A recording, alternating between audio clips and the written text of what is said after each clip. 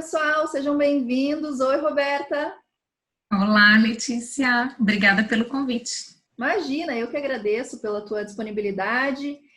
Hoje a gente vai bater um papo sobre cultura e compliance. A Roberta é especialista nesse tema e a Roberta Codinhoto é sócia da Prointegridade, advogada, palestrante e professora, frequentemente indicada como uma das consultoras de compliance mais admiradas do Brasil, pelas publicações que ela faz especializadas e tantos outros trabalhos, né, Rô? Não está aqui no seu currículo, mas eu sei.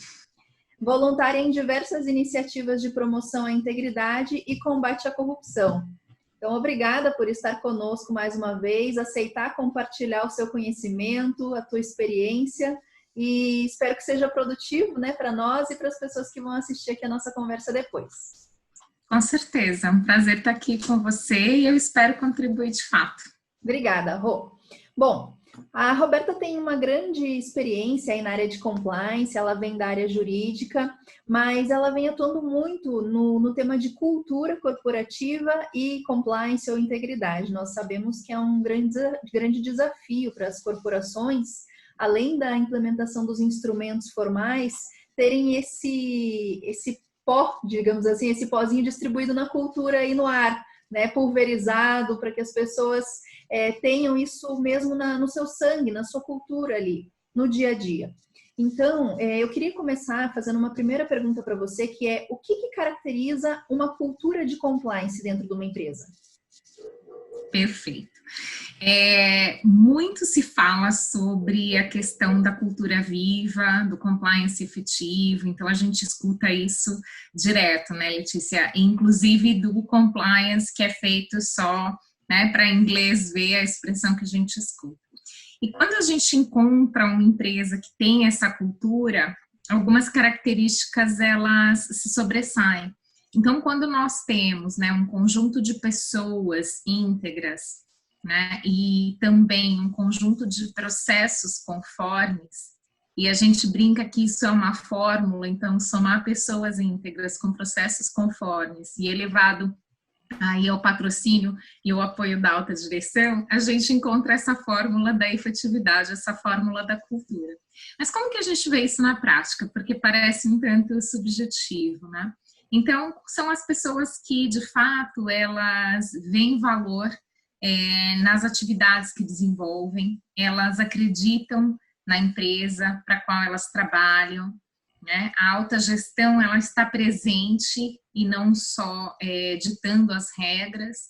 Quando a gente fala aí do exemplo de andar, né, conforme se fala, o famoso walk the talk, a gente mostra que a liderança está engajada de fato com aquilo que a organização pratica. Então, encontrar uma cultura de integridade dentro de uma organização pressupõe esse alinhamento dos valores, esse alinhamento, né, da confiança daquelas pessoas que trabalham, porque de nada adianta você ter um programa lindo, desenhado, bem comunicado, né, e ainda com recursos aí tecnológicos, quando as pessoas não confiam nos seus gestores, quando as pessoas não utilizam um canal de denúncia, quando elas não têm coragem de se manifestar. Então, essa cultura ela não está viva e ela tem algum problema ou com relação às pessoas, ou com relação ao apoio, ou com relação a uma fragilidade dos processos. Então, acho que esse conjunto, né, ele pode definir uma cultura de integridade, uma cultura de compliance dentro de uma empresa. Legal. E você passou por alguns dos pilares até da implementação de um programa, né? Falando aqui de processos em conformidade, do patrocínio da alta administração, pessoas íntegras. Até existem, né, se não me engano, alguns estudos que falam sobre aqueles ranges de pessoas numa zona laranja que devem ser convertidas sempre para a zona verde, das que já estão na zona verde por comportamento próprio e das que estão na zona vermelha, que tendem a ser expurgadas quando esse sistema e essa cultura estão bem estabelecidos. É isso? Quem fala muito bem sobre isso é o nosso querido Marcelo Zenkner. Você já teve a oportunidade de entrevistá-lo também. Ele traz esse episódio citado, né, por um juiz do Tribunal Penal Internacional. Então, ele menciona né, os verdes, a alegoria dos verdes, vermelhos e amarelos, muito interessante. Então, o programa ele tem, né, que ser ajustado, e a cultura ela tem que ser ajustada para que esses 3 sujeitos estejam, né, abrangidos. E é muito interessante que você usou a palavra, né, expurgados, né, então os vermelhos expurgados, e as pessoas acham que o programa de compliance e a cultura ela não abrange essas pessoas, e justamente eles também são destinatários, porque eles precisam ser identificados, né? E eles precisam ser convidados a se retirar. Ou muitas vezes eles saem sozinhos, né? Porque quando a cultura é forte, essa pessoa ela não se identifica dentro daquela organização. Então ela sabe que ela está ali para levar vantagem, que ela está ali, né, esperando uma oportunidade de fazer algo errado, mas é tão forte a cultura com relação aos processos internos que ela não consegue, ela não se identifica. Então, os amarelos seriam aqueles que eu transito de acordo com a oportunidade, né? Então, se for oportuno para mim e se eu levar vantagem, talvez eu não seja íntegro. Os verdes são aqueles íntegros na sua essência, e eles também são destinatários desse programa, porque eles precisam se sentir reconhecidos, né? De que adianta eu ser íntegro e eu estar aqui e faço tudo corretamente, e o outro não, né? Então, a empresa não é capaz de verificar que eu estou agindo de forma correta e não é capaz de identificar que o outro não está agindo. Então, de fato, existe essa combinação de pessoas dentro das organizações e, na sua maioria, amarelos. Então, por isso que nós precisamos estar atentos o tempo todo. Maravilha. Você mencionou, respondendo a primeira pergunta que eu fiz, alguns elementos, como mencionei, do programa de integridade ou do programa de compliance. Acho que essa próxima pergunta que eu te faço tem ligação com isso também, e talvez até a gente possa aproveitar um pedaço da sua resposta, que é: que passos uma empresa precisa dar para começar a ter essa cultura, ou ver materializada, ver no dia a dia os efeitos de uma cultura de compliance efetiva? Perfeito, Lê. É interessante porque muita gente acredita que isso vai vir tudo da área de compliance, né? E não, eu preciso entender como a empresa está com relação à percepção dos seus funcionários, né? Então, eu pergunto geralmente para colegas que iniciaram programas: vocês escutaram a área de recursos humanos? Vocês fizeram uma pesquisa de engajamento, uma pesquisa de clima? Como as pessoas se sentem trabalhando aqui? Então, eu preciso começar ouvindo as pessoas, eu preciso entender o que elas pensam, né? É lógico que, de acordo com alguns valores corporativos que são mais fortalecidos, então existem empresas de dono que se transformaram em empresas maiores, geralmente elas carregam aquele viés do olhar do dono e tem uma cultura forte. E a área de compliance ela pode aproveitar muito esses valores que já foram construídos para fortalecer a cultura de integridade. E também existem empresas que elas têm processos rígidos, né? Elas já foram auditadas, elas têm controles, mas ela não tem a confiança nos gestores, por exemplo. Então, você tem um problema com o gestor que não foi tratado no momento adequado e houve uma retaliação e as pessoas deixaram de confiar. Então, eu preciso reestabelecer essa confiança, muitas vezes até substituir pessoas que são nocivas, porque eu não vou conseguir ultrapassar essa desconfiança de anos que já existe, né? Então, eu preciso olhar para as pessoas, né? Eu sou uma das profissionais que tem usado há muito tempo já o compliance de pessoas para pessoas, porque a gente começou a pensar muito em processos e a gente esqueceu de que ele era feito de pessoas para pessoas, porque no fundo são elas que agem em nome da organização. E elas que representam a cultura não está na parede, né? A cultura não está nos quadros, pode estar lá um lindo quadro dos valores corporativos, só que se as pessoas não sentem isso aqui, não vivem isso e não pensam dessa forma, não há o que ser feito. E é difícil convencer as pessoas, né? É engraçado que você está falando essa questão do material, do tangível, porque ontem mesmo até fiz um post sobre isso, que tem empresas que acham legal ter paredes coloridas, mesas de sinuca, mesa de ping-pong, sofá descolado, e esquecem que o que forma uma cultura é o próprio time delas.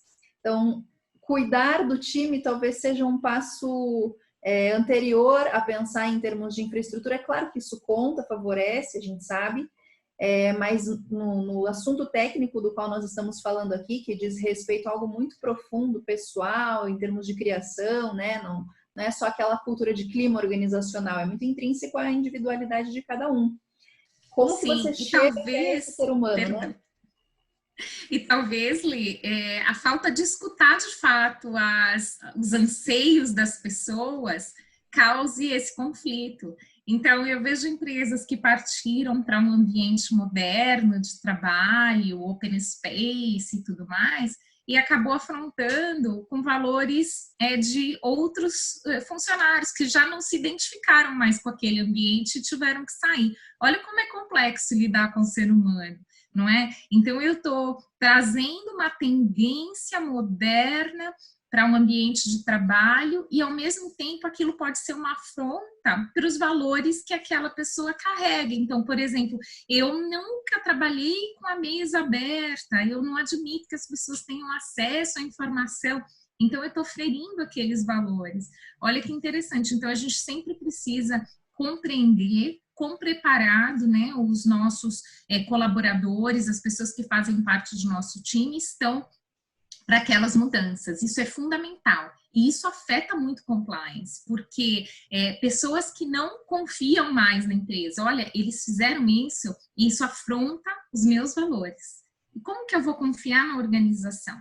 Então, trabalhar com essas mudanças, como você convencer as pessoas, eu preciso fazer esse diagnóstico e eu preciso trabalhar, né, na transformação. Vamos transformar o ambiente, vamos passar a atender uma nova área, talvez, de negócio, e olha que oportunidade que nós estamos agora, né, diante de um cenário novo no mundo, muitas empresas vão passar por essa transformação, e eu preciso trabalhar nas etapas dessa transformação. Existe um treinamento muito interessante que é o Managing Changes, justamente para ajudar as áreas de recursos humanos, e eu convido sempre os compliances a entender mais dessa área de recursos humanos, né?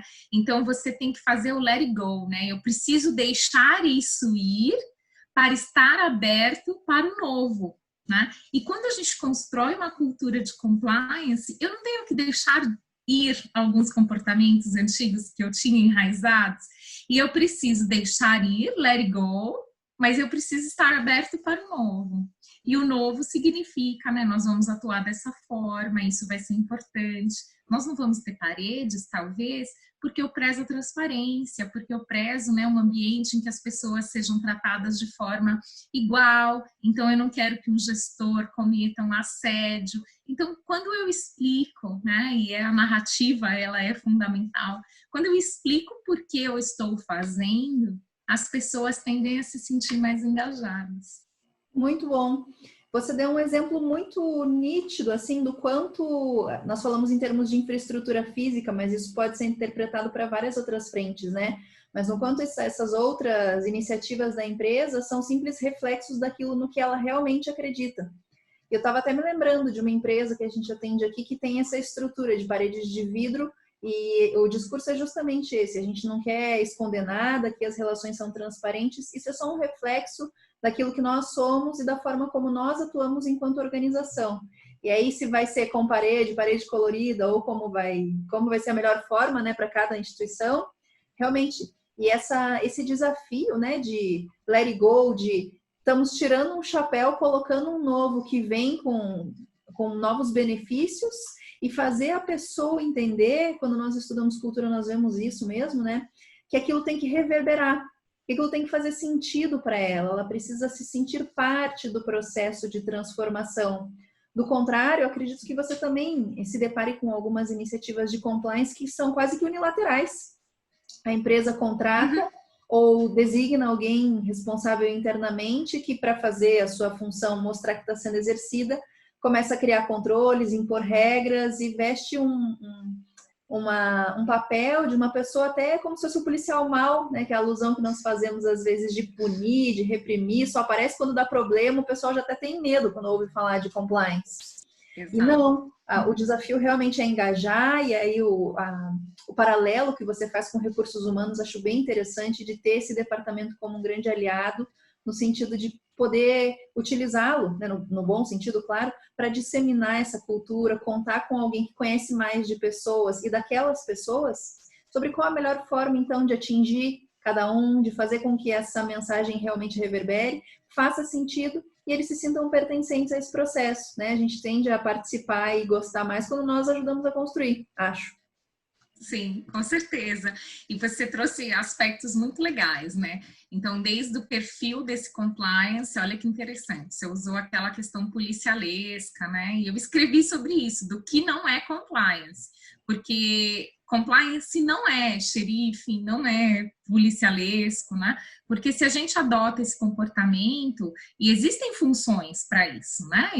Existem funções específicas dentro da empresa, não é auditor, não é controle interno, então a gente não pode confundir esse papel. Então é muito importante ter essa análise do profissional. Eu vejo excelentes profissionais, mas que tendem a ter esse perfil mais policialesco. Precisa fazer uma autoavaliação, né? Eu acho que tanto o compliance quanto os outros líderes de negócio, eles têm que usar o RH, inclusive, para fazer uma avaliação 360. Eu preciso saber como eu sou com meus pares. Olha que função importante que eu executo e eu preciso escutar também a percepção dos meus pares. Não é um ser, né, iluminado dentro da organização que tem o poder de fazer o que quiser, né? Então, isso é muito importante, esse perfil comportamental.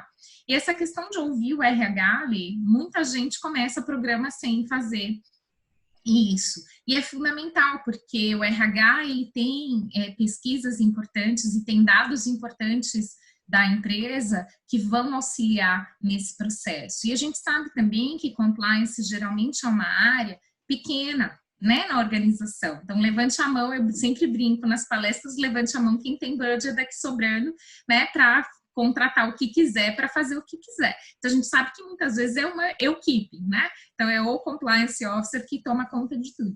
Então, por que eu não vou usar esses recursos da área de recursos humanos, formar multiplicadores, né? Formar times de embaixadores de compliance e me ajudar na disseminação desta cultura. Não são a mesma coisa, né? Não é uma área de recursos humanos, mas a área de recursos humanos ela é fundamental para esse instrumental, né, de ajudar esse profissional do compliance a entender comportamento, a entender cultura, a entender o nível de percepção de gestores, ajudar com ferramentas de pesquisas, né? Os RH são muito bons em formular questionários e que são sempre ferramentas muito úteis para o compliance ouvir.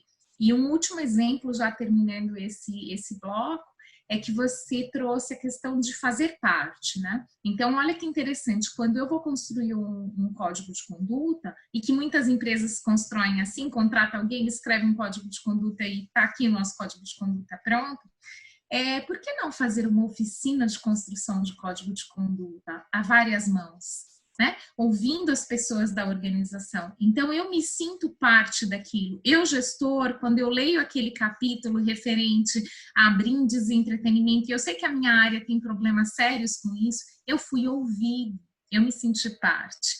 Então, eu consigo fazer, né, conexão com a realidade da área dele, e ele se sente muito mais engajado, e a gente consegue fazer, né, essa cultura ser absorvida e não ser, né, goela abaixo. Perfeito. A analogia que eu faria é eu gostei muito do termo que você usou, as oficinas de construção, também é o envolvimento deles na fase anterior do código, que é a análise de riscos. Eu vejo muito, enquanto você vai conduzindo as entrevistas ou dando essa abertura para eles participarem de outra forma, agora remota, né? Pode ser entrevista remota ou pode ser um Forms do Google. A sensação de cuidado que se percebe do funcionário, né? Da empresa cuidando do funcionário, quando ele vê espelhado num código, numa política ou em qualquer outro instrumento, uma dor que ele tem, mas que ele não tinha para quem falar. Puxa, eu já ouvi exatamente essa frase, que bom que vocês chegaram, porque eu tô com um problema e não sabia para quem falar. E você tentando ajudar essa pessoa, claro, né, sendo esse risco concernente à nossa atuação, mas você tentando ajudar nesse trabalho de prevenção, de detecção, se for uma irregularidade que esteja acontecendo, é quase que um alívio para quem está precisando mesmo de ter uma formalização um pouco maior dos seus processos, né? Com certeza, Ale. E outra coisa que acontece muito é a área, né? A gente faz aí um mapeamento de risco e começa a ouvir as áreas-chave e começa a ouvir as lideranças. Mas o problema não chega ao conhecimento da liderança, porque quem está enfrentando mesmo algo relativo a um tema sensível de compliance está abaixo e às vezes filtra e não vai ao conhecimento disso. Então, quando você faz esse trabalho de construção em conjunto, você faz oficinas de risco, laboratórios de trabalho, né, para a gente conseguir construir esse mapeamento mais aprofundado, você consegue chegar até onde de fato o problema acontece. Então, nós vemos que algumas vezes as lideranças são cegas. Por quê? Porque já tem um problema naquela organização maior, que é a falta de confiança. E se eu não tenho confiança, eu não falo, né? E eu não falo com medo de represália. Então, isso não chega. Então, quando você faz um mapeamento de risco de compliance e você escuta só líderes, você não consegue identificar algumas coisas que não subiram, né? Então, essa construção em conjunto, ela é muito importante e acredito também que haja necessidade das áreas compreenderem a metodologia. Por quê? Porque quando você faz com que eles compreendam a metodologia, e a gente sabe que esse mapeamento de riscos, ele deve ser revisto constantemente, quando as pessoas entendem a necessidade daquilo e elas entendem o que é uma análise de risco, elas estão sempre alimentando aquela análise e ela é muito mais efetiva. Então, você cria verdadeiros aí defensores e embaixadores, né, da área de risco, né? Olha, aconteceu isso, mudou esse cenário, logo, se mudou o cenário, vamos revisitar. Então, você empodera essas pessoas a se sentirem parte, e elas entendem por que o trabalho delas é importante, né? E entendem também as medidas necessárias do plano de ação. Ótimo. Você já trouxe muitos elementos da próxima pergunta que eu gostaria de te fazer, mas vou fazê-la da mesma forma para ver se você quer acrescentar algumas outras coisas, mas já tem inúmeras respostas, que são os desafios de manter uma cultura. Implementamos o programa, já estamos no segundo, no terceiro ano, estágio um pouquinho mais maduro, conversamos com o RH, fazemos análise de risco, laboratório, oficina. E agora, vamos pensar, por exemplo, trocou uma liderança. Como é que mantém isso tudo? Que é um dos grandes pilares de um programa de integridade. Com certeza, né? É importante manter uma comunicação contínua, né? E transparente. Eu acho que qualquer ameaça àquilo que foi construído no sentido, né, de não se apurar alguma coisa, passar por cima de algum valor, tudo isso causa um dano muito grande à cultura, porque foi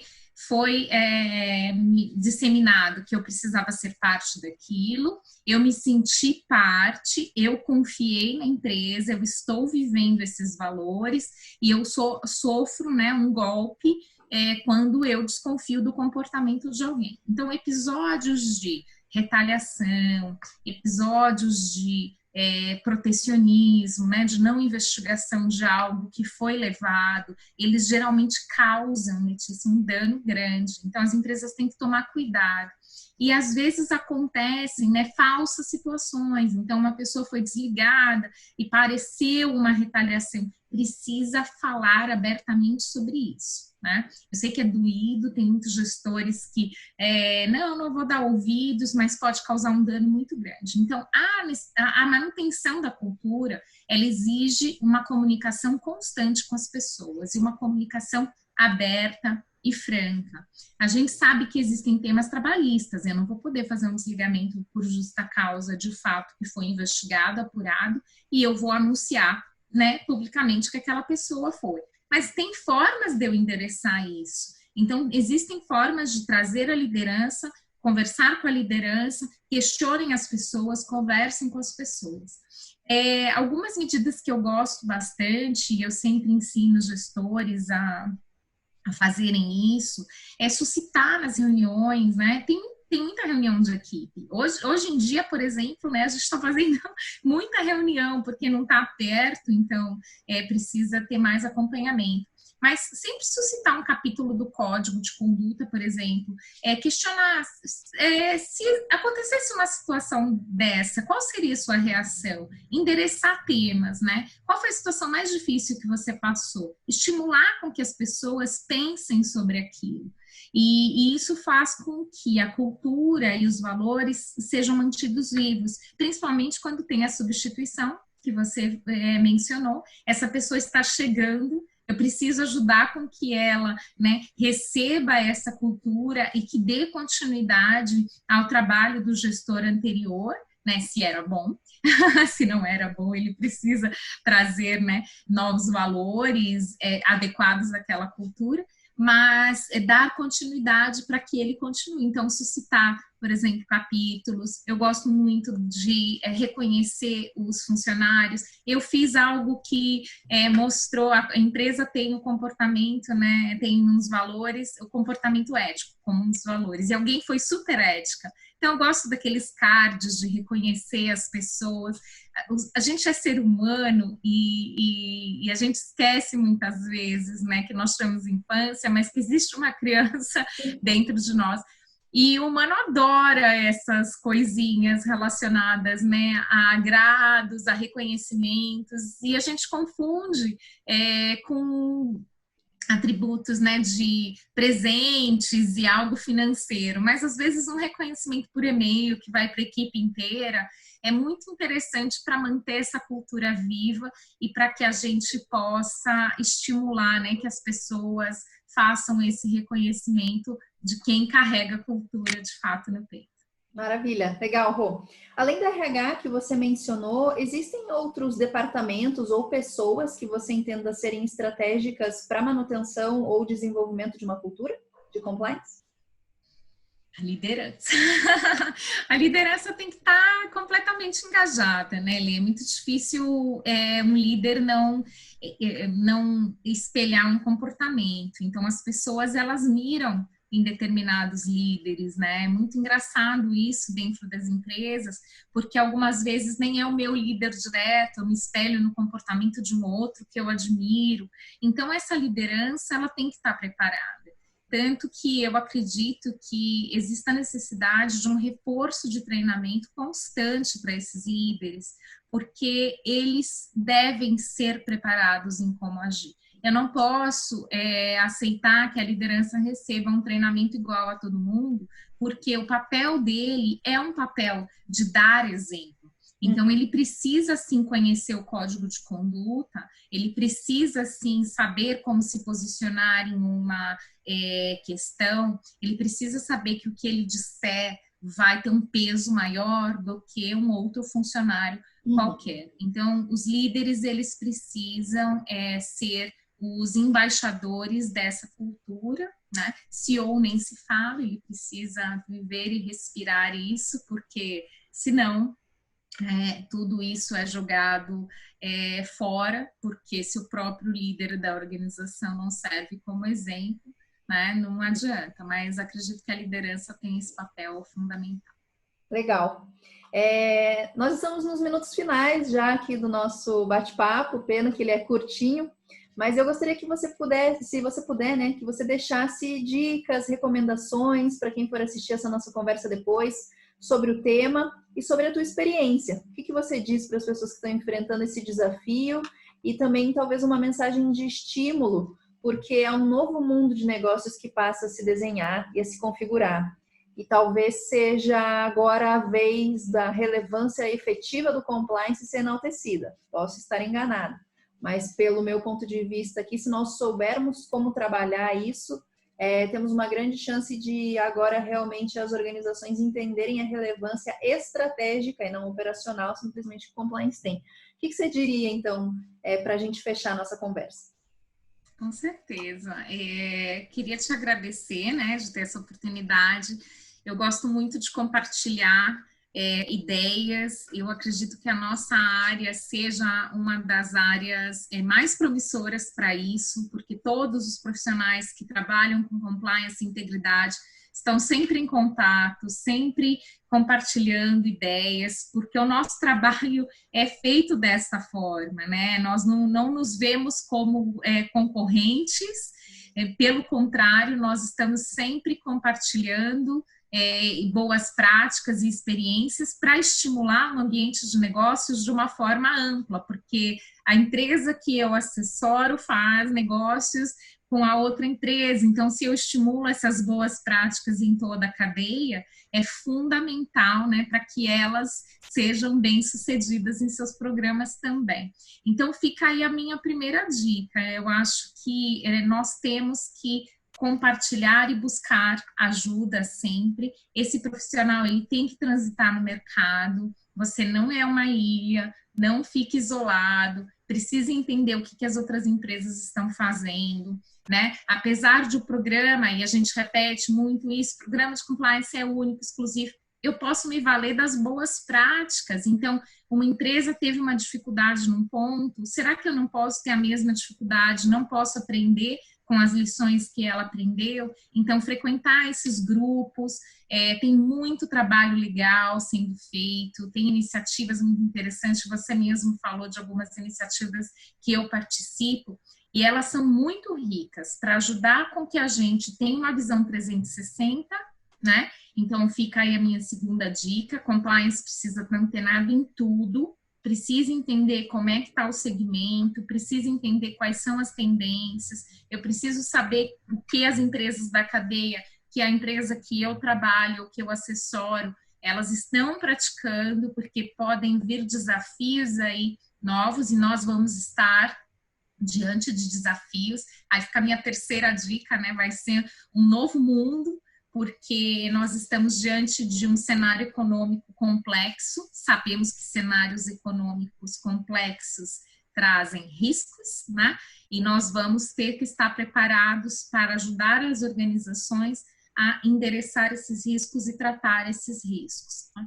Então, eu creio que é um momento da gente se reinventar enquanto profissional. Nós não podemos, minha quarta dica, não podemos trabalhar num cenário novo e pensando da mesma forma que a gente estava pensando no passado. Não faz sentido usar as mesmas respostas para um cenário completamente novo. Então, como eu posso, né, dar o meu melhor para a organização num tempo mais rápido, manter a segurança? Então, como eu posso agregar valor? Acho que é o momento da gente repensar nas nossas atividades e se reinventar. Tenho certeza que vamos sair melhores de tudo isso.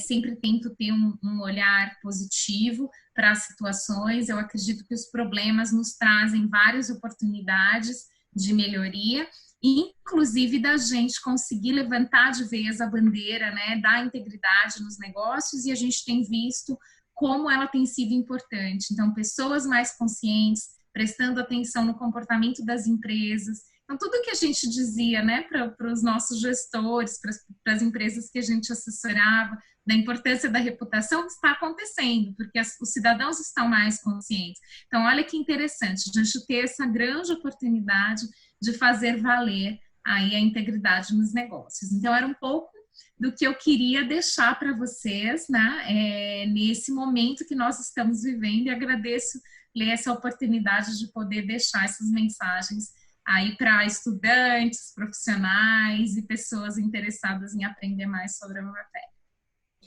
Quem agradece sou eu de novo, imensamente pela tua generosidade, por compartilhar conosco esses conhecimentos. Você sabe, eu já falei para você que eu sou uma grande fã. Quando vi você chegando aqui em Curitiba pela primeira vez fazer um evento, já olhei aquela mulher deslumbrante, chegando de uma viagem internacional, falei, meu Deus, tá aqui. Se faltou referência de liderança na minha vida, porque comecei a empreender muito cedo, já comecei a achar algumas coisas. É um prazer enorme poder te ouvir sempre. Eu espero que a gente possa repetir isso outras vezes. O teu conhecimento sempre agrega muito valor, porque é assertivo. Você é uma profissional que traz com base em experiência prática, não só do que vê nos livros, mas do que vê na vida real. Então, as tuas exposições e as recomendações que você dá são muito contundentes. Acredito que quem for assistir esse vídeo e tiver já trabalhando com compliance, vai ver muita facilidade de assimilação, porque fica muito claro no teu discurso a experiência e que você traz isso com realmente base em vivência. Então, eu também te agradeço, estou sempre à disposição para o que você precisar e nos vemos numa próxima, né? Que seja breve, que seja ao vivo, talvez, mas continuamos aí na mesma luta. Com certeza, e a recíproca é verdadeira também, muita admiração e muito carinho. Muito obrigada. Obrigada, Rô, até uma próxima. Um beijo. Até. Tchau, tchau.